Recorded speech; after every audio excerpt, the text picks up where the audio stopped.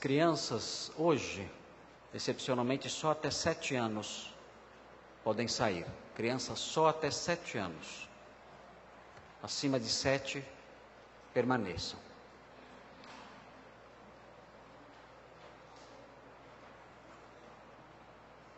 Irmãos, nós prosseguimos nas nossas exposições relacionadas à vida após a morte, sobre o céu, a vida após a morte para o crente. Estamos falando sobre esse assunto, já falamos em 4 ocasiões, quatro sermões foram já expostos sobre esse tema. E agora vamos iniciar o estudo desse texto, que é muito conhecido, que também fala sobre o futuro dos crentes, incluindo os crentes mortos. 1 Tessalonicenses 4, 13 a 18. É um texto clássico sobre o arrebatamento da igreja, a ressurreição e arrebatamento. Eu quero apontar para os irmãos aqui, nesse texto, algumas verdades ligadas a esse tema, que é importante que os irmãos conheçam pelas razões que eu vou enumerar também. Antes, é importante que os irmãos saibam que as 2 cartas de Paulo aos Tessalonicenses estão entre as primeiras cartas do apóstolo Paulo. O apóstolo Paulo esteve em Tessalônica na Macedônia, a parte norte, ao norte da Grécia. Ele esteve em Tessalônica entre os anos 49 e 52, na sua segunda viagem missionária.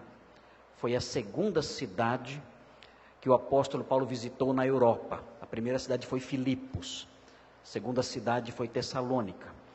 E o episódio da visita, que abrange a visita do apóstolo Paulo em Tessalônica, está registrado em Atos, no capítulo 17. Os irmãos podem ler em casa depois, Atos 17, de 1 a 10, ou se quiserem dar sequência à leitura até o versículo 15, mostrando também alguns desdobramentos da sua visita lá.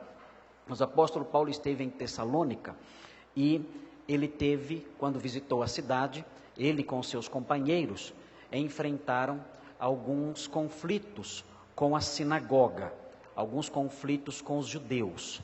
E os judeus tumultuaram a cidade, de maneira que o apóstolo Paulo não pôde permanecer lá por muito tempo. De acordo com Atos 17, 2, nós podemos deduzir que o apóstolo Paulo permaneceu na cidade de Tessalônica mais ou menos umas 3 semanas, talvez um pouquinho mais.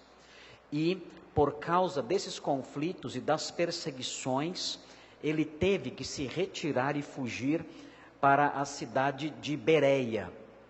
E em Bereia ele encontrou uma acolhida melhor, porque os cidadãos bereanos eram de uma índole melhor do que os cidadãos de Tessalônica, e avaliaram melhor aquilo que o apóstolo Paulo ensinava, comparando aquilo que ele dizia com as escrituras, para ver se as coisas eram realmente daquele modo. Mas ele teve que sair de lá também, porque os judeus de Tessalônica tumultuaram também a cidade de Bereia. Foram até Bereia, tumultuaram ali o trabalho dos missionários e tiveram que fugir.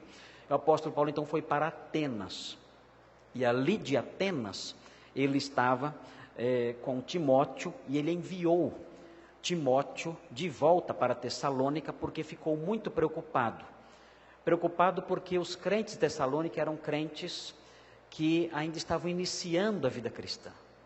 Eram crentes que tinham 1 mês de convertidos, talvez um pouquinho mais, talvez até menos, não sabemos ao certo se os 3 sábados que são mencionados em Atos 17:2 abrangem a totalidade do período que Paulo esteve lá. Mas o máximo que aqueles crentes tinham de convertido em Tessalônica era em torno de 1 mês de convertidos. O apóstolo Paulo os deixou lá por força das circunstâncias e foi a Bereia, e de Bereia foi até Atenas, e lá em Atenas ele não tinha sossego no seu coração, preocupado com os crentes de Tessalônica, que ficaram orfanados da sua presença e da sua influência numa fase tão inicial da sua vida cristã. O apóstolo Paulo então enviou Timóteo para lá, para trazer um relatório, para fortalecer os irmãos ali e trazer um relatório sobre a fé dos Tessalonicenses para o apóstolo Paulo, para que Paulo ficasse mais tranquilo.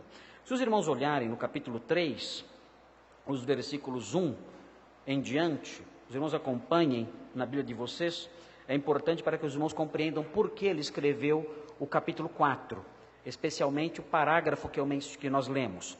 1 Tessalonicenses 3 nos dá alguns indícios do motivo dele ter escrito o capítulo 4, versículos 13 a 18. Vejam o que ele diz aqui no versículo 1. Pelo que não podendo mais suportar o cuidado por vós, ou a preocupação por vós, pareceu-nos bem ficar sozinhos em Atenas, onde ele estava. Ele foi para o sul. Atenas fica no sul da Grécia. E enviamos nosso irmão Timóteo, ministro de Deus no Evangelho de Cristo, para, em benefício da vossa fé, confirmar-vos e exortar-vos, a fim de que ninguém se inquiete com estas tribulações, as tribulações que ele tinha enfrentado em Atos 17, que aqueles crentes certamente estavam enfrentando também. Porque vós mesmos sabeis que estamos designados para isto, pois quando ainda estávamos convosco, predissemos que íamos ser afligidos, o que de fato aconteceu e é do vosso conhecimento. Mais uma vez, esses fatos a que ele alude, mais uma vez, gravem isso, estão registrados em Atos 17. Foi por isso que, já não sendo possível continuar esperando, mandei indagar o estado da vossa fé, temendo que o tentador vos provasse e se tornasse inútil o nosso labor. Agora, porém, vejam o que vem agora aqui. Agora, porém, com o regresso de Timóteo vindo do vosso meio. Então, quando o apóstolo Paulo escreveu a primeira carta aos Tessalonicenses, ele já tinha enviado Timóteo até Tessalônica. Timóteo já tinha verificado o estado de coisas ali, já tinha verificado a situação dos Tessalonicenses, se eles tinham apostatado por causa das pressões ou não. Já tinha recebido já as suas impressões, formado as suas impressões sobre aquela igreja nascente e já tinha voltado para Paulo. Então, por causa disso, é possível que Paulo, quando encontrou com Timóteo novamente, não estava mais em Atenas, porque ele ficou um breve tempo em Atenas, para dar tempo dele ir até, para Timóteo ir até Tessalônica, tomar pé da situação e voltar. É possível que Paulo não estivesse mais em Atenas, mas estivesse numa cidade próxima, que é a cidade de Corinto. O livro de Atos mostra que depois que Paulo saiu de Atenas, ele foi para Corinto. Então é possível que ele encontrou Timóteo e, tendo encontrado Timóteo, estando em Corinto, escreveu a primeira carta aos Tessalonicenses de Corinto. Ok? É importante, então, a situação que Paulo estava vivendo e o lugar onde ele estava, para entendermos melhor a carta. Certamente Paulo estava em Corinto quando escreveu essa carta. E a outra também, porque a outra é bem próxima da primeira. Há quem diga, inclusive, que a segunda é a primeira. E a primeira é a segunda. Há quem tenha essas teorias aí, porque elas são muito próximas. Ok? Então vejam. Agora, porém, com o regresso de Timóteo, vindo do vosso meio, trazendo-nos boas notícias da vossa fé e do vosso amor, e ainda de que sempre guardais grata lembrança de nós, desejando muito ver-nos, como aliás também nós a vós outros. Sim, irmãos, por isso fomos consolados acerca de vós pela vossa fé, apesar de todas as privações e tribulação, porque agora vivemos, se é que estáis firmados, ou já que estáis firmados no Senhor. Então, o apóstolo Paulo então está escrevendo a sua carta aliviado. Então, se há cartas de Paulo em que ele escreve irritado, preocupado, nervoso, como é o caso da carta aos Gálatas, como é o caso da carta primeira aos Coríntios, como é o caso da carta aos Colossenses, esta carta de Paulo não, é uma carta diferente. É a carta de um pastor aliviado, que estava muito preocupado com as suas ovelhinhas recém-nascidas. E agora então escreve essa carta tranquilo, coração leve, suspirando, contente, feliz, porque as suas preocupações estavam sanadas. Muito bem. Olhando então para o capítulo 4, nós vemos que o apóstolo Paulo, no versículo 13 do capítulo 4, insere... João, você pode desligar esse ventilador para mim, por favor? Obrigado. O apóstolo Paulo insere no versículo 13, nessa altura da carta, ele insere um tema que parece deslocado da carta toda. Ele diz: não queremos, porém, irmãos, que sejais ignorantes com respeito aos que dormem. Mas os textos anteriores, o que é dito anteriormente, não tem uma relação direta com esse assunto. Por que o apóstolo Paulo insere esse assunto aqui nessa altura da sua carta? Então, para descobrirmos por que Paulo insere repentinamente esse assunto, é necessário que nós tenhamos em mente esse fato de que Paulo recebeu de Timóteo, tinha acabado de receber de Timóteo, informações ou um relatório sobre o estado de coisas na igreja de Tessalônica. E certamente, quando Timóteo chegou e encontrou Paulo em Corinto, disse a ele: olha, as coisas estão bem, eles estão firmes na fé, mas há um assunto que tem preocupado os irmãos ali. Não deu tempo de você falar sobre isso, porque você ficou apenas algumas semanas em Tessalônica, não deu tempo de mencionar todos os assuntos, não deu tempo de dar uma aula de teologia completa para os novos convertidos ali, e eles estão tristes por causa da má compreensão que têm sobre os que morreram, sobre os crentes que morreram. Essa é a preocupação deles. Eles estão entristecidos, estão desanimados, e esse assunto é um tema que tem preocupado os irmãos ali. Então o apóstolo Paulo, quando escreve a sua carta, não vê esse tema como uma inserção despropositada. Quando o apóstolo Paulo insere esse tema aqui na sua epístola, ele está pensando na realidade dos crentes novos de Tessalônica. Então, para ele, não é um tema deslocado do todo. Conhecendo o contexto, a situação de vida em que a carta foi escrita, nós percebemos então, tudo indica que os crentes novos ali estavam sendo atormentados por essas dúvidas. E essas dúvidas que Paulo sana nessas poucas linhas que nós vamos estudar hoje, nos próximos domingos, essas dúvidas são dúvidas de muitos crentes. Muitos crentes não entendem o que vai acontecer com os crentes que morreram, ou consigo mesmos quando o Senhor voltar, e por isso esse trecho que é inserido aqui, é um trecho bastante elucidativo, bastante atual, bastante importante, para nos esvaziar de qualquer tristeza referente aos crentes que morreram. O apóstolo Paulo, no texto, ele realça 3 verdades, nós não vamos ver as 3 verdades hoje, só a primeira nós vamos ver. As 3 verdades são as seguintes: os que são de Cristo irão todos para junto de Deus. Essa é a primeira verdade que está consubstanciada nos versículos 13 e 14. Os que são de Cristo irão todos para junto de Deus. A segunda verdade que Paulo realça aqui é a seguinte: os crentes mortos não sofrerão nenhuma perda. Versículos 15 e 16. Os crentes mortos não sofrerão nenhuma perda, absolutamente nenhum prejuízo pelo fato de terem morrido antes da vinda do Senhor. E a terceira verdade que Paulo realça aqui, aí nos versículos 17 e 18, os crentes vivos serão transformados na parousia. O que é parousia? Você já sabe o que é parousia: a volta, a manifestação, a vinda de Cristo.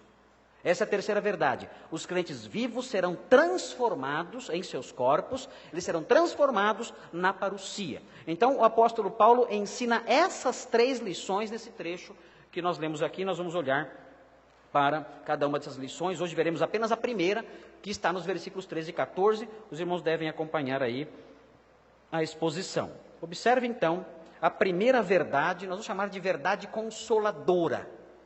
É a primeira verdade consoladora. Todos precisamos de consolo em face da realidade da morte. Mas o nosso consolo não pode ser um consolo que se expressa em jargões tolos, em jargões vazios, em jargões que os incrédulos despejam aí com suas bocas, procedente da ignorância deles. Não, o nosso consolo tem que ser procedente da revelação de Deus, porque então sim será um consolo eficaz, então sim será um consolo fundamentado e usado pelo Espírito Santo. O Espírito Santo que revelou a sua palavra aqui, vai usar a sua palavra também para atuar como consolador no coração daqueles que ouvem a sua palavra, daqueles que são alcançados por sua palavra. Então, por isso, quando nós estivermos diante da morte, temos que usar a palavra de Deus e não jargões mundanos, coisas que dizem por aí afora, tolices que são ditas por aí afora. Não, temos que aprender essas verdades, são verdades consoladoras e são verdades eficazmente consoladoras para os crentes, porque o Espírito Santo usa essas verdades para consolar mesmo a pessoa que está inserida na mais profunda dor de luto. Veja então o versículo 13, o texto diz assim, vamos entender o versículo, o texto diz assim: não queremos, porém, irmãos, que sejais ignorantes. Vejam, os crentes de Tessalônica eram ignorantes no sentido de não saberem. E como Paulo sabia disso? Certamente pelo relatório de Timóteo. Então agora o apóstolo Paulo precisa suprir uma lacuna no conhecimento daqueles crentes, porque eles eram ignorantes. Eles tinham desculpas para serem ignorantes, nós não temos.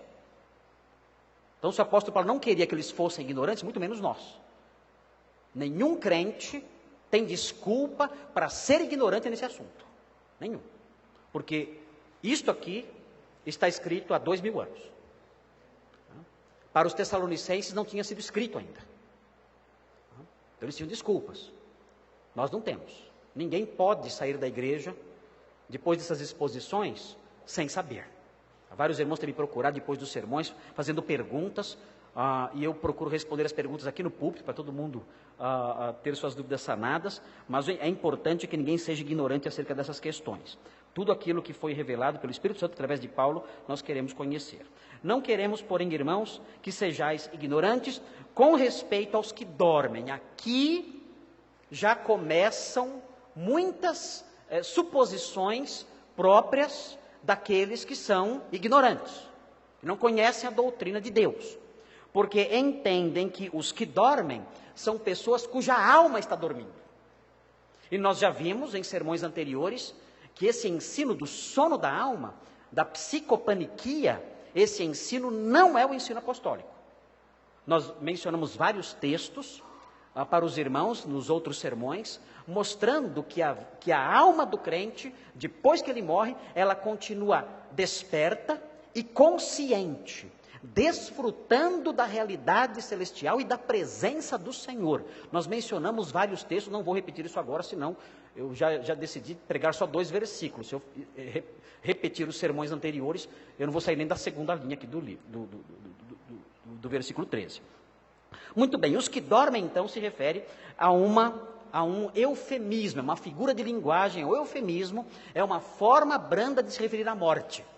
E essa forma branda de se referir à morte é algo muito comum na literatura antiga. Eu enumerei aqui, Homero usa a expressão dormir para se referir aos mortos, Sófocles também, e também na literatura judaica nós temos no Antigo Testamento alusões à morte em termos de sono, em termos de dormir. Em Gênesis 47:30, em Deuteronômio 31:16, os irmãos não precisam abrir o texto, no texto, depois os irmãos podem ver a gravação e abrir em cada um dos textos. No primeiro livro dos Reis, capítulo 2, versículo 10, em Jó 14:12, Salmo 13:3, Jeremias 51:39, na literatura intertestamentária, em 2 Macabeus. Mas pode ler Macabeus, não vai para o inferno? Não, pode ler para conhecer a história intertestamentária, se você quiser, não tem problema. 2 Macabeus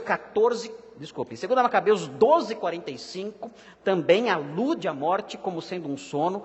No Novo Testamento, João 11:11-13, Jesus usa a expressão dormir para se referir à morte de Lázaro. Atos 13:36, quando é dito que Davi dormiu com seus pais. 1 Coríntios 11:30, quando Paulo fala que muitos em Corinto dormiam. Por esta causa, há muitos entre vocês que estão doentes, fracos e doentes, e não poucos que dormem. Então, esse eufemismo é muito comum na literatura antiga. Paulo então está falando aqui dos que morreram, as pessoas que partiram para a eternidade. Ele está falando da alma delas, mas sim um eufemismo para se referir à morte. Alguns dizem que é especialmente um eufemismo aplicado ao corpo, porque o corpo de fato fica ali num sono prolongado, né? E vai despertar um dia. Então por isso talvez um eufemismo relacionado especificamente ao corpo. Okay? Então você vai dormir quando você morrer. Vai dormir por um longo tempo, mas é o seu corpo que vai dormir, não sua alma. Tá? Então se o seu corpo está dormindo agora, acorde para ouvir o sermão, porque você vai ter tempo para dormir por bastante depois que morrer. Vai dormir por muito tempo. Então quem está dormindo aí, tem alguns dormindo, eu não gosto de ver dormir na igreja. Então acorde para prestar atenção no que eu estou falando. Tá? E fique tranquilo que você vai ter muito tempo para dormir no futuro. Ok? Muito bem, continuando aqui o versículo 13, com respeito aos que dormem, para não vos entristecerdes como os demais. Essa expressão, para não vos entristecerdes. Aqui nós temos o propósito principal do apóstolo Paulo ao ensinar essa doutrina. Por que o apóstolo Paulo não quer que eles sejam ignorantes sobre os mortos? Por quê? Ele diz aqui por quê. Para não vos entristecerdes. Então é uma preocupação pastoral. Ele não quer somente passar conhecimento teórico para as suas ovelhas, por assim dizer. Ele quer pastoreá-las. Ele está preocupado com o coração delas. Ele não quer que elas se entristeçam. Fala, o que eu vou dizer para vocês, o que eu vou ensinar para vocês, é para que vocês não vivam tristes. Porque se nós tivermos uma noção errada sobre a morte, isso pode gerar tristeza. Na antiguidade, o mundo dos mortos era considerado um mundo tenebroso, um mundo nebuloso, um mundo frio, um mundo triste. A pessoa que morria, ela entrava para regiões sombrias. Eu mencionei já para vocês o que está escrito na lápide, no mausoléu do imperador Adriano em Roma. Está escrito ali, pequena alma terna flutuante. Lembra que eu mencionei isso para vocês num sermão? Num desses sermões anteriores? Pequena alma terna flutuante, hóspede e companheira do meu corpo. Descerás aos lugares frios, úmidos e nus, onde terás de renunciar às alegrias de outrora. Era tristeza, era a visão triste da morte. E os pagãos tinham essa visão triste da morte. E por causa disso, estavam com essas preocupações. Eram pagãos recém-convertidos. Alguns, claro, da igreja tinham vindo do judaísmo e tinham suas dúvidas também acerca dos mortos, relacionados a outros problemas que vamos mencionar depois. Mas havia essa concepção de que a morte representava algo ruim, em algum sentido, quer para o pagão, quer para o judeu. E eles, convertidos agora, tinham que aprender lições novas, as verdades apostólicas, para se livrarem dessas tristezas. Nós, que vivemos hoje, no século 21, nós temos também concepções, enfrentamos concepções que estão presentes na mente dos homens que os entristecem. A concepção dominante nos dias modernos é o existencialismo materialista. O existencialismo materialista, que é o que domina a maior parte do pensamento do homem contemporâneo, diz o seguinte, e tranquilo que ninguém morreu não, é só uma bombinha só. O existencialismo materialista diz o seguinte, quando o homem morre, ele simplesmente apodrece. Essa é a expectativa do homem contemporâneo, da maior parte das pessoas. Quando o homem morre, ele simplesmente apodrece. Então você vê o seu irmão na fé, o seu ente querido, que morreu, e não há esperança nenhuma de revê-lo, porque ele simplesmente vai apodrecer, nada além disso. E essa é uma situação desesperadora, essa é uma situação que gera tristeza, essa é uma situação que gera angústia, porque o homem sem Deus, ele vê assim a morte e ele se entristece, então, em demasia. Ele se entristece além daquilo que os crentes experimentam, porque ele não tem esperança. E essa falta de esperança decorre da sua ignorância acerca da morte e de outros fatores que vamos ver depois. O texto diz: para não vos entristecerdes como os demais. Há aqui uma divisão da humanidade. Existe aqui, no começo do versículo, a expressão irmãos. E depois vem uma outra expressão, a expressão demais. A humanidade está dividida nesse versículo. Há os irmãos e há os demais. É importante você saber a qual dos grupos você pertence. Se você pertence aos irmãos ou se você pertence aos demais. Porque a esperança de que o texto fala aqui pertence aos irmãos, não pertence aos demais. O Novo Testamento não fala sobre os irmãos, os cristãos e outras religiões, não. Ele coloca todos os outros no mesmo saco, para usar uma expressão popular. São os crentes e os demais. É assim que se divide a humanidade. Esses demais podem estar envolvidos nas suas diversas formas de pensar e crer, mas são tidos na Escritura apenas como os demais. Então é importante, já no início do estudo dessa passagem, identificar a que grupo você pertence. Tanto você que está aqui hoje, neste salão de cultos, ouvindo a mensagem, como aqueles que estão ouvindo em casa, ou aqueles que ouvirão depois. A humanidade é assim dividida, os irmãos e os demais. Os irmãos podem ter esperança e não precisam se entristecer ao ponto do desespero. Os demais, o texto diz, não têm esperança. O texto diz, os demais que não têm esperança. Agora, notem bem, quando o apóstolo Paulo fala que os demais não têm esperança, ele não está simplesmente falando de um sentimento interior deles. Não é só isso.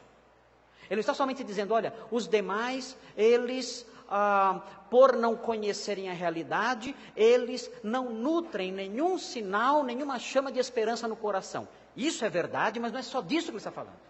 Ele está dizendo que eles não têm esperança, e não há esperança para eles. Eles não têm esperança, e não há esperança para eles. Por que não há esperança para eles? Porque a ira de Deus está sobre essas pessoas. E não pode haver esperança para aqueles que estão debaixo da ira de Deus. Se os irmãos olharem o versículo 9 do capítulo 5, vejam o que vai acontecer. 5:9. Diz assim o texto: porque Deus não nos... Quem são esses nos? São os irmãos ou os demais? Esse nos são os irmãos. O texto diz, porque Deus não nos destinou para a ira, mas para alcançar a salvação mediante nosso Senhor Jesus Cristo. Isso se aplica aos irmãos. Agora, se você olhar esse versículo e aplicá-lo aos demais, o que aguarda os demais?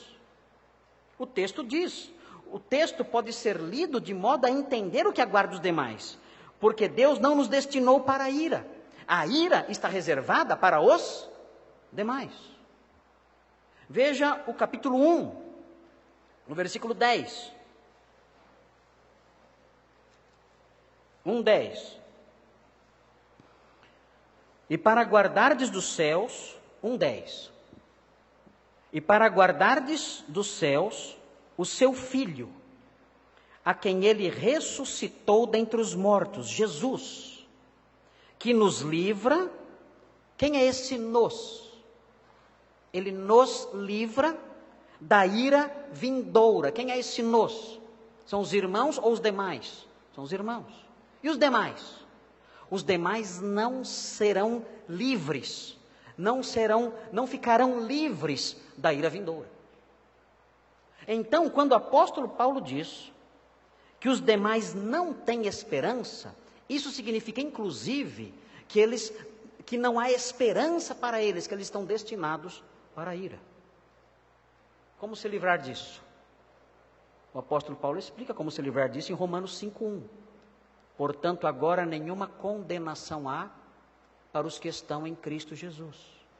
Aqueles que creem em Cristo Jesus são inseridos na igreja dele, no aprisco dele.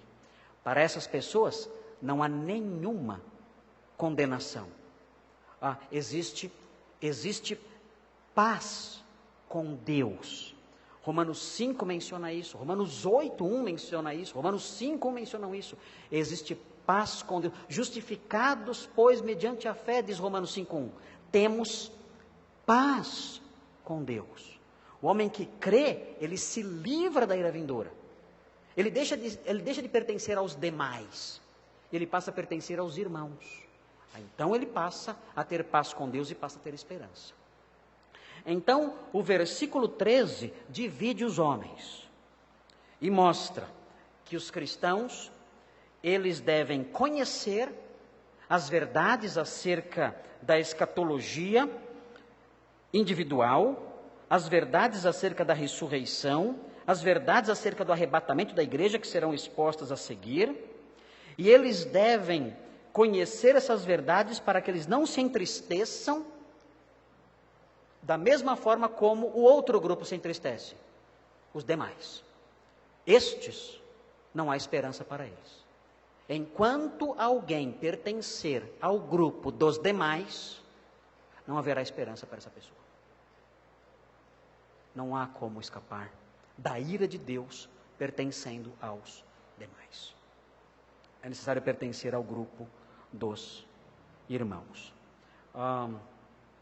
Os crentes de Tessalônica, eles talvez estivessem preocupados com os que morreram, porque talvez eles crescem na ressurreição dos mortos. Talvez Paulo tenha falado sobre isso para eles, mas eles não entendiam o que aconteceria com os mortos caso o Senhor voltasse e algum deles tivesse morrido. Como nós vamos participar das bênçãos da segunda vinda se nós estivermos mortos? E os que morrerem entre nós, como vão participar das bênçãos da segunda vinda?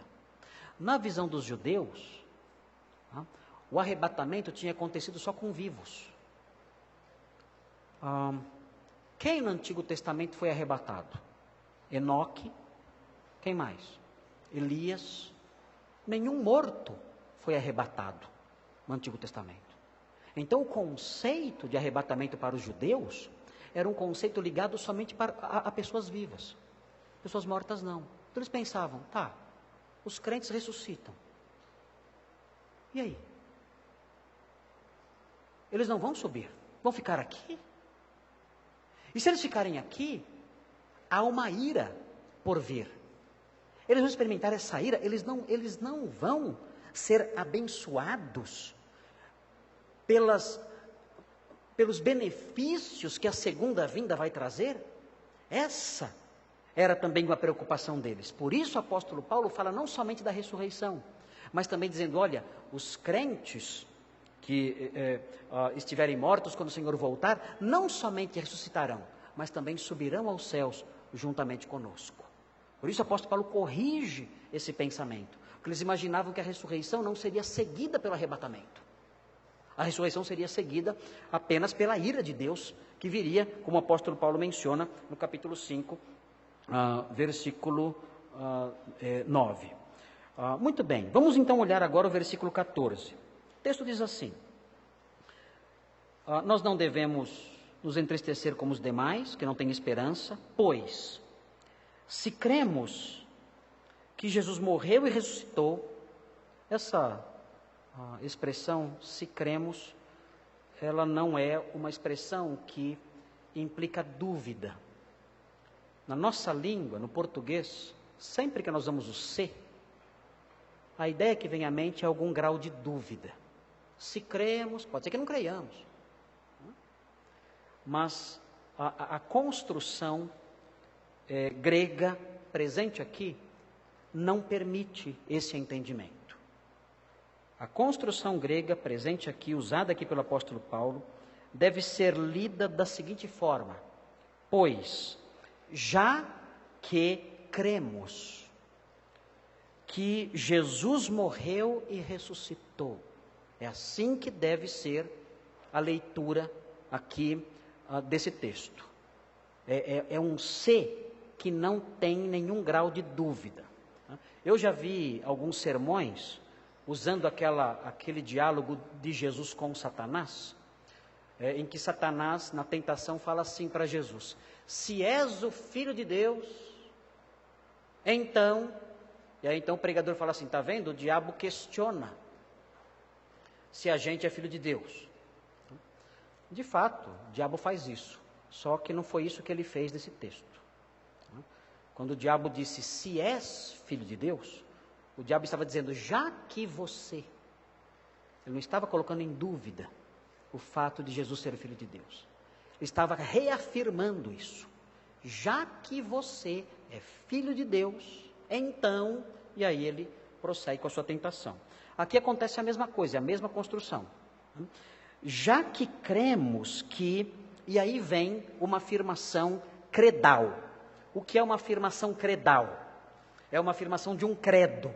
O que é um credo? Credo é uma declaração de fé. Na igreja primitiva existiam declarações de fé. Nós não temos acesso a nenhuma declaração de fé completa, ao que tudo indica. Mas nós temos no Novo Testamento citações de declarações de fé. Essas declarações eram importantes na antiguidade para distinguir o cristianismo de outras religiões.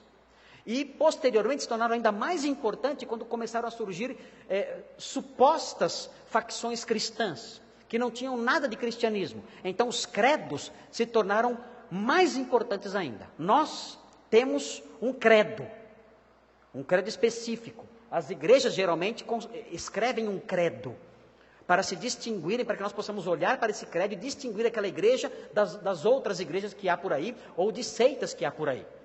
Então, esse costume é antigo, e tudo indica que o que vem agora aqui é uma citação credal, é uma afirmação credal. O texto diz, se cremos que Jesus morreu e ressuscitou, essa é a afirmação credal. Jesus morreu e ressuscitou. O que isso tem a ver com a esperança e com o fim da tristeza? Bom, em primeiro lugar, isso distingue os irmãos dos demais.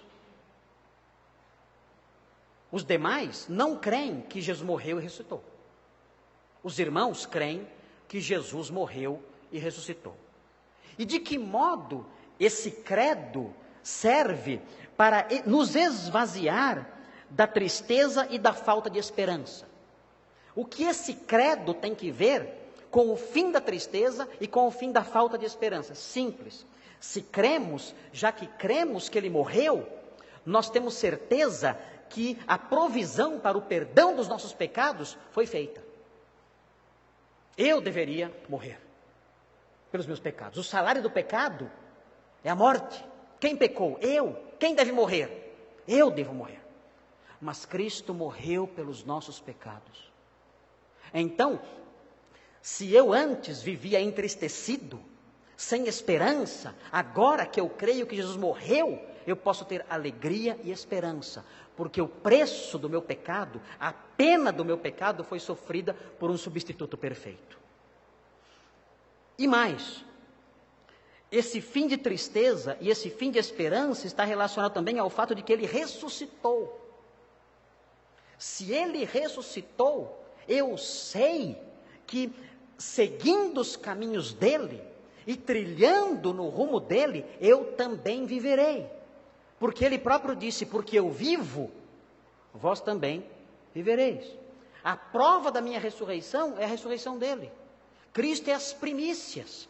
E se ele ressuscitou e eu participo da sua vida, eu também ressuscitarei um dia. Se Ele me dá a sua vida, se Ele me concede a sua vida e Ele ressuscitou, eu também participarei dessa vida dele, dessa vida ressurreta. Por isso esse credo está relacionado ao fim da tristeza e ao fim do desespero. Como deixar de lado, como vencer a tristeza e o desespero diante da morte? Simples, eu preciso de um credo. Eu preciso de um credo. Há um credo que me livra da tristeza e do desespero. E qual é esse credo? É uma linha apenas, algumas palavrinhas apenas, 3 palavrinhas só. Jesus morreu e ressuscitou. Esse é o credo. E esse credo faz com que o meu coração seja esvaziado da tristeza em face da morte, da falta de esperança diante da morte. Se você não adota esse credo, não há como escapar da tristeza e do desespero. E o texto prossegue. Se cremos que Jesus morreu e ressuscitou, assim também Deus, mediante Jesus, notem essa expressão, mediante Jesus. O que Deus vai fazer, o que Ele vai mencionar agora, acerca dos mortos, Ele vai fazer mediante Jesus. Agora, a explicação do que Ele vai fazer mediante Jesus está no versículo 15 e 16. O versículo 15 e o versículo 16 mostram o que Deus vai fazer mediante Jesus. Mas nós vamos estudar isso só no próximo domingo, não hoje. O texto diz que haverá um comando, dada a sua palavra de ordem. O Senhor Jesus dará uma palavra de ordem, por isso que é mediante Jesus. Ele dirá algo para que os mortos ressuscitem, como Ele fez com Lázaro. Ele vai chamar os mortos, Ele vai dar uma palavra de ordem, e então os mortos ressuscitarão.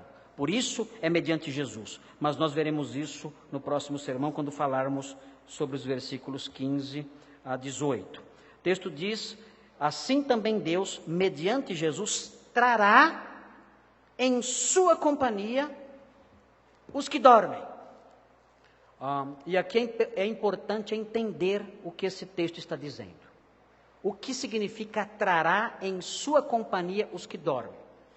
A primeira impressão que nós temos quando lemos o versículo é que Deus, quando Jesus voltar, as almas que estão no céu, Deus vai trazer em sua companhia. Então Ele virá e trará em sua companhia os que dormem, e essas almas vão se encontrar com o corpo, um grande abraço, prazer em rever você depois de tanto tempo, e vão se reencontrar, e vai haver uma grande festa, e os mortos vão ressuscitar. Não, não é isso que o texto está dizendo aqui.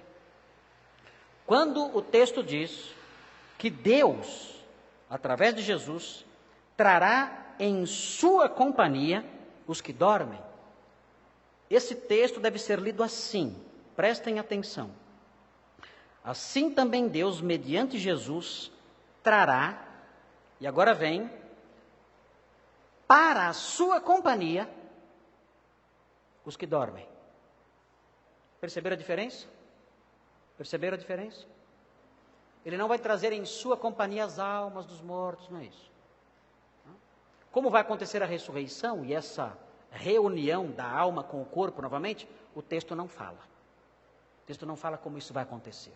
O texto diz apenas que Deus, mediante Jesus, trará para a sua companhia os que dormem. Se os irmãos olharem o versículo 17, os irmãos verão a ênfase nisso. O texto diz, depois nós os vivos, os que ficarmos, seremos arrebatados juntamente com eles, com os mortos, entre nuvens para o encontro do Senhor nos ares, e assim estaremos para sempre com o Senhor. Essa ideia, Ele trará para junto de si os que dormem. Então, do que, então, Paulo está falando aqui? Paulo está dizendo que os crentes ressurretos, e depois ele vai inserir também aqui os crentes vivos no dia da volta do Senhor, esses crentes serão levados para o céu, ressuscitados, e os crentes vivos transformados. Então vamos ficar aqui.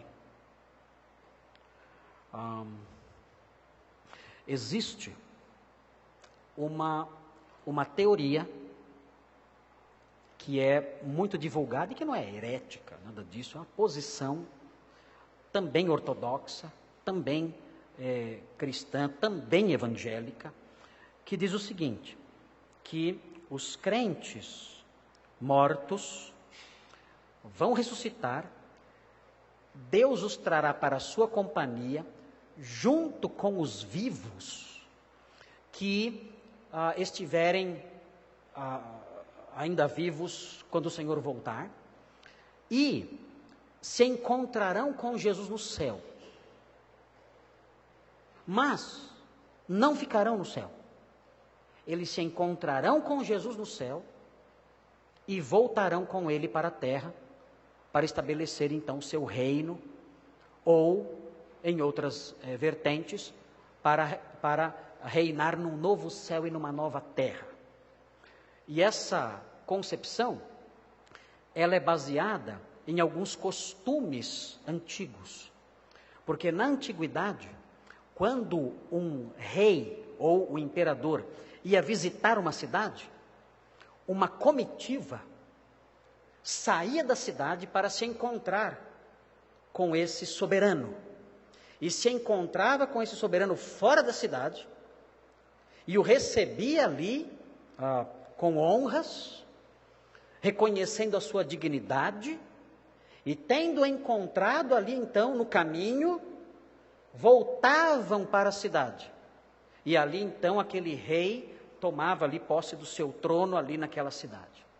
Então, há quem diga, um dos escritores que diz isso, que eu já mencionei em outro sermão, N.T. Wright, que é um dos grandes conhecedores de Novo Testamento da atualidade, bispo anglicano, extremamente conhecedor do Novo Testamento, ele adota essa posição. Os crentes subirão ao céu, mas não para ficar lá. Os crentes ressuscitados, ressurretos, e os crentes transformados na parousia, subirão ao céu, mas não para ficar lá, para se encontrar com o rei que está chegando. E esse rei que está chegando, então, será recepcionado por essa comitiva de ressurretos e transformados, e então ele entrará na sua cidade, que é o mundo, e reinará, então, aqui. Ou criará novos céus e nova terra, e reinará eternamente nesse novo céu e nova terra. Ainda que essa visão seja uma visão ortodoxa, eu discordo levemente dela. Discordo dela porque o texto de 1 Tessalonicenses 4, 13 a 18, não menciona isso. O texto de 1 Tessalonicenses 4, de 13 a 18, fala dos crentes subindo aos céus e permanecendo lá. E por que isso acontece? Porque os crentes sobem aos céus e permanecem lá. Porque isso é dito aqui no versículo 14, isso é aludido, e no versículo 17 também. Por que isso é mencionado sem nenhuma alusão de uma volta? Por quê? Porque a Bíblia diz, o texto diz, que haverá uma ira vindoura. O Novo Testamento chama essa ira vindoura de a grande tribulação. E o capítulo 5, no versículo 9, como nós já mencionamos, fala que Deus não nos destinou para a ira. E no capítulo 1, no versículo 10, fala que Ele nos livra da ira vindoura.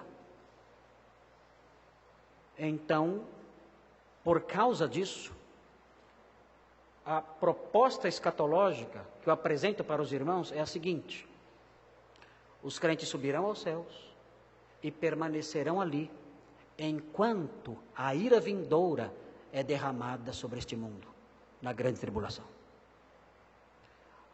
E depois sim, há uma sequência escatológica aí, que não dá tempo de mencionar agora. Mas o Senhor livra os crentes da ira vindoura. Os tessalonicenses pensavam, os mortos vão ressuscitar. Jesus volta, mas os mortos não são arrebatados, porque nós aprendemos no Antigo Testamento que somente os vivos são arrebatados, mortos ressurretos não são arrebatados, e esses mortos ressurretos ficarão aqui e sofrerão essa ira. O apóstolo Paulo diz, não, isso não vai acontecer. O Senhor os trará para junto de si, juntamente com aqueles que estiverem vivos naquele dia. E Ele assim os livrará da ira que será derramada sobre a terra ao tempo da grande tribulação.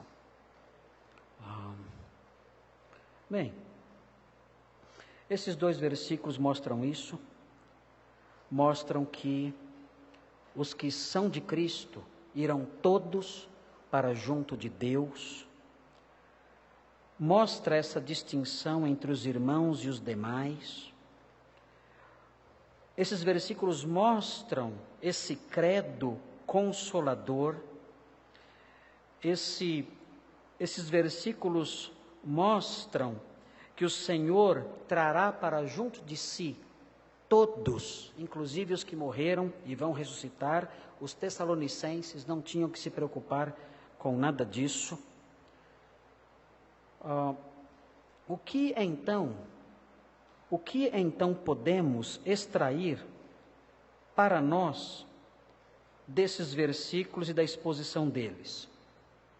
Eu quero apresentar para os irmãos, à luz desses 2 versículos que eu apresentei para vocês, eu quero apresentar algumas aplicações desses versículos. A primeira delas é a seguinte: não seja ignorante acerca dessas coisas.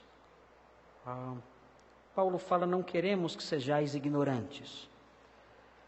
E como eu posso me livrar da ignorância dessas coisas?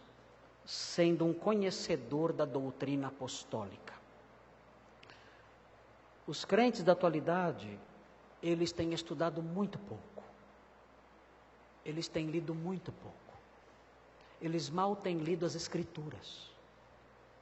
E isso faz com que eles se tornem presas muito fáceis da mentira, do engano, se tornem crentes ignorantes, perguntando coisas infantis, porque sequer a Bíblia eles estão lendo. Então é importante que nós não sejamos ignorantes à luz daquilo que nos foi revelado. É importante que os irmãos leiam essas coisas, conheçam essas coisas, adquiram livros acerca dessas coisas e cresçam no conhecimento disso, para que cresçam também na sua capacidade de consolar os outros.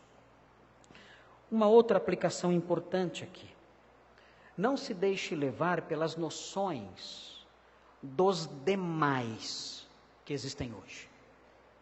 Os demais que existem hoje têm seus pensamentos sobre a vida após a morte, se é que tem alguma consideração sobre isso. E muitas vezes o crente se deixa levar por isso. E mundanismo implica, entre outras coisas, pensar como o mundo pensa.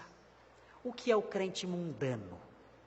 Muitos pensam que o crente mundano é a pessoa, é o crente que usa brinco. Ele é crente, vai no cinema. Então ele é crente mundano. Na realidade, quando nós estudamos a essência do mundanismo nas Escrituras, nós aprendemos que o mundanismo consiste de pensar como o mundo pensa. Se há algum pensamento na sua cabeça que é próprio do incrédulo, então isso faz de você um crente mundano.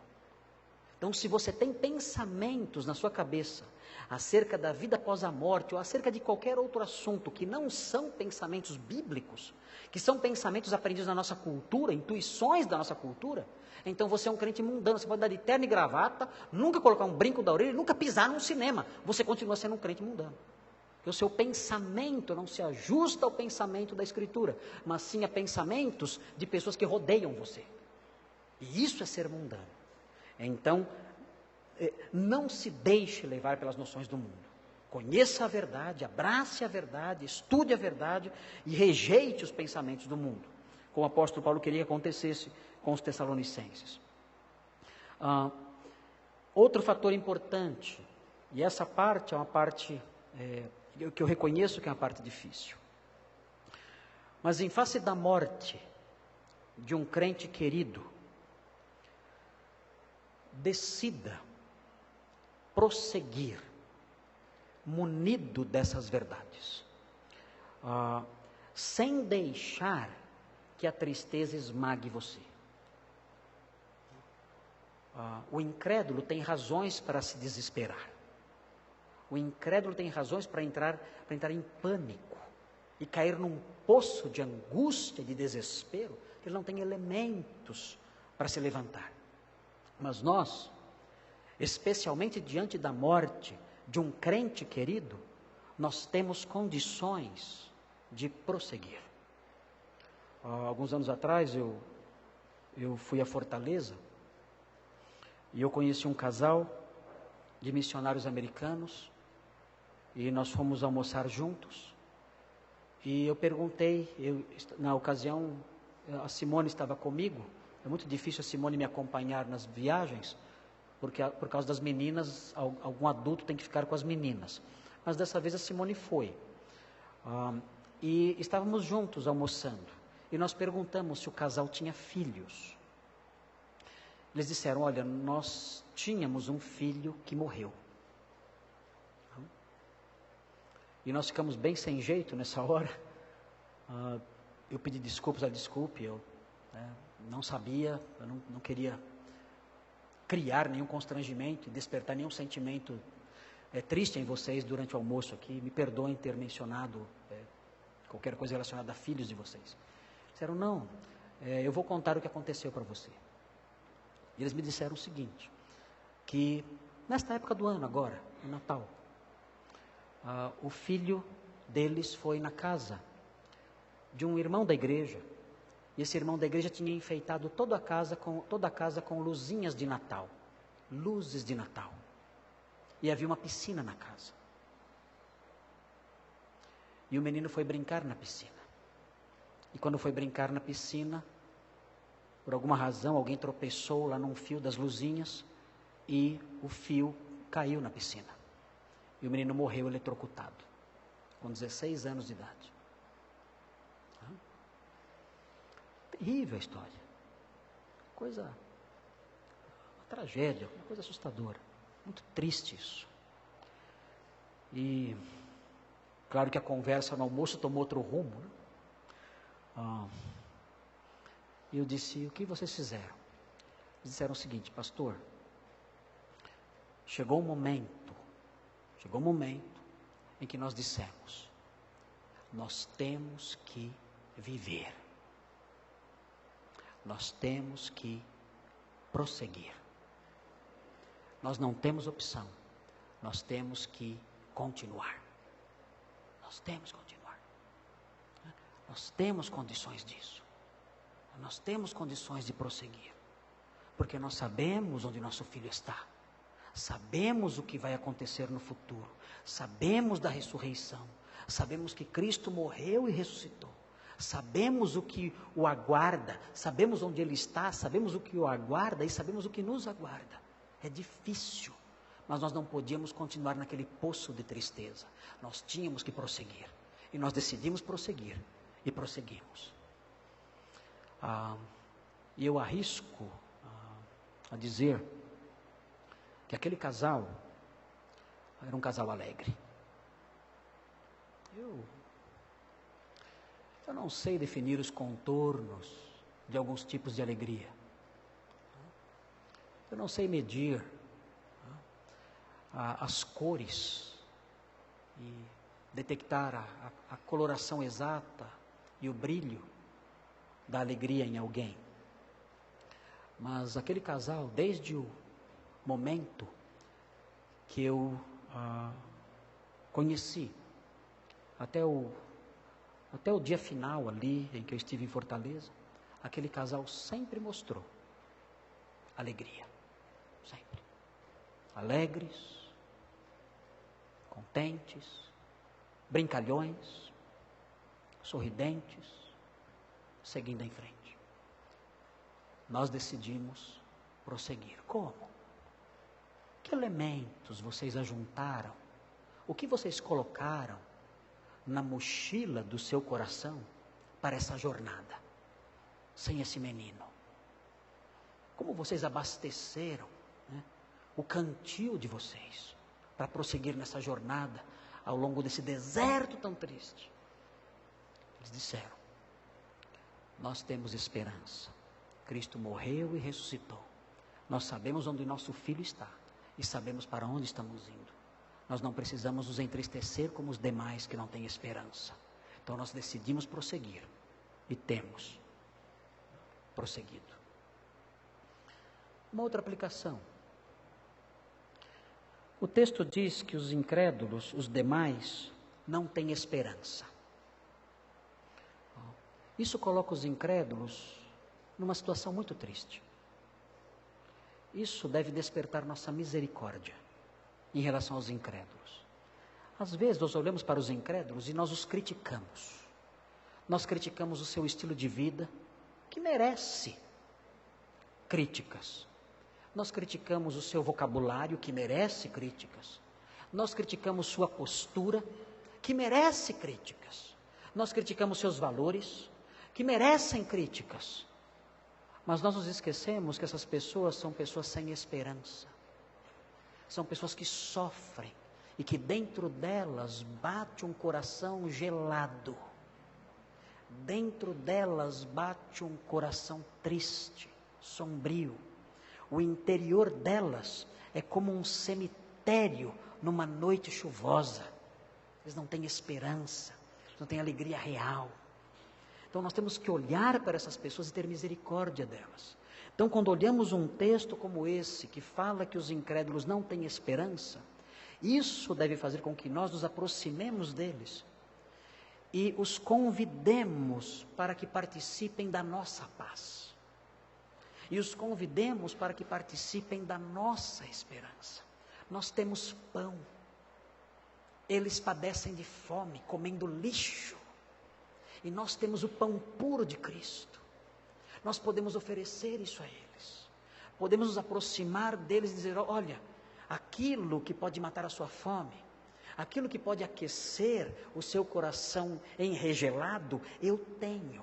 Eis aqui. Coma, beba, se aqueça.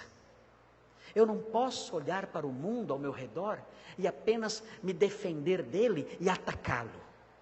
Eu não posso olhar para o mundo ao meu redor e apenas criticar a sua incredulidade, o seu comportamento sujo e imoral. Eu não posso fazer somente isso, ainda que isso tenha o seu lugar em alguns momentos. Eu devo olhar para essas pessoas como pessoas sem esperança e oferecer a eles a paz com Deus mediante o Evangelho. E a última aplicação que eu quero apontar, decorrente desses dois versículos, é a seguinte: ensine isso a outros irmãos que não sabem.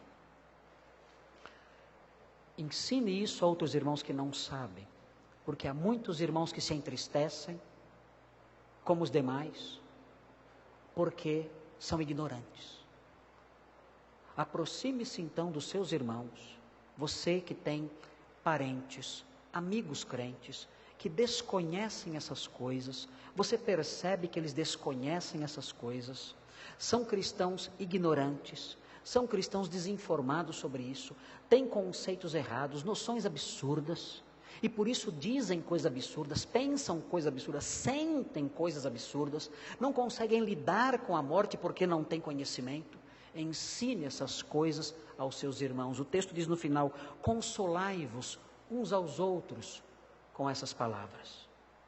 Consolem-se uns aos outros com essas palavras. Eu não posso consolar um incrédulo com essas palavras. Não há como. Eu me lembro quando faleceu uma nossa irmã aqui na igreja, a irmã Geni, mãe da Érica Nivardo, uma irmã muito querida, muitos anos aqui na igreja. Ela faleceu e o seu culto fúnebre foi aqui no nosso salão social. E dezenas de irmãos estiveram aqui presentes no culto fúnebre. E eu dirigi uma palavra de consolo aos crentes. E no final, quando eu terminei o sermão, eu disse uma palavrinha que assustou todo mundo. Eu disse o seguinte: essas são as palavras de consolo que eu tenho a dizer a todos os crentes em Cristo que estão aqui. Se você não é crente em Cristo, eu não tenho nenhuma palavra de consolo para você. Nenhuma. Para você, não há consolo. E parei de falar. É terrível isso? É terrível. Alguns irmãos me procuraram: pastor, como é que você falou aquilo? Eu falei: desculpe. O que eu ia dizer? O que eu ia dizer para o incrédulo? Que palavra de consolo eu iria dizer para o incrédulo? Você vai encontrá-la um dia? É isso que eu ia dizer para ele? Ela está olhando por você lá do céu? Eu ia dizer essa tolice para ele? Não, claro que não. O que eu posso dizer para o incrédulo é isso: não há nenhuma palavra de consolo para você. Mas para os crentes eu posso dizer palavras de consolo. Eu posso me aproximar deles e ensinar essas verdades, e assim ser útil à vida do meu irmão, enchendo o seu coração de esperança, de alegria e de consolo. Vamos orar. No próximo domingo vamos prosseguir com a exposição desses versículos. Senhor Deus, obrigado, porque a sua palavra nos ensina essas coisas. Há vários irmãos aqui da nossa igreja que já partiram para a eternidade. Nós nos recordamos deles, lembramos deles, sentimos saudades, mas a sua palavra nos anima. Ela nos anima porque nós cremos que Jesus morreu e ressuscitou. E esse credo afasta a nossa tristeza e o nosso desespero. Jesus morreu e por isso temos provisão para o perdão. Jesus ressuscitou e sua vida é dada a nós. Viveremos e eles também viverão. E não somente isso, a sua palavra diz que o Senhor, mediante Jesus, levará para junto de si os que dormem. E não somente os que dormem, mas todos aqueles que estiverem vivos por ocasião da sua vinda. E nós agradecemos porque essas coisas também afastam do nosso coração a tristeza e o desespero. O mundo não tem nenhuma esperança. O mundo espera apenas apodrecer. E por isso o mundo se entristece. Mas nós não pertencemos aos demais. Nós somos o povo consolado. Somos o povo consolado pela sua revelação. Somos o povo consolado pelo seu Espírito, que nos deu a consolação.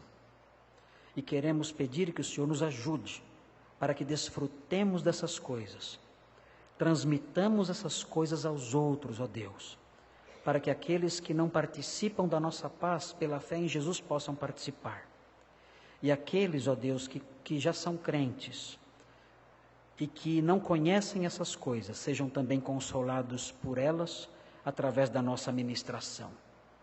Nós pedimos essas bênçãos, pedimos que o Senhor ajude os enlutados, ajude aqueles irmãos que estão aqui hoje e que sentem saudade dos seus entes queridos, que partiram para junto do Senhor, crentes que eram, que o Senhor continue a consolá-los com essas palavras que lemos aqui nessa epístola maravilhosa.